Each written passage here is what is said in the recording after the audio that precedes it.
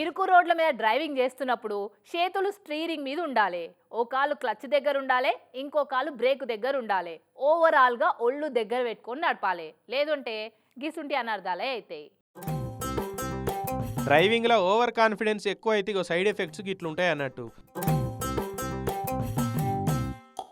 ముందే కాలువ గట్టు, ఇరుకు రోడ్డు ఉన్నది అంటే ఎంత జాగ్రత్తగా పోవాలి ఏం కథ.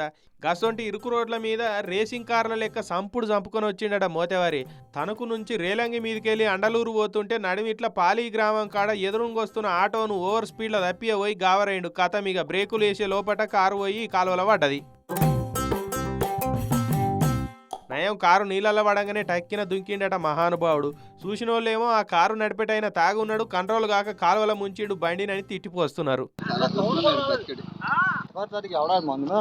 నువ్వెంత దార్కారు అయినా కేర్లెస్గా కారు నడిపితే ఊరికి పోవాల్సిన డెస్టినేషన్ ఇట్లా మారిపోతుంది అన్నట్టు.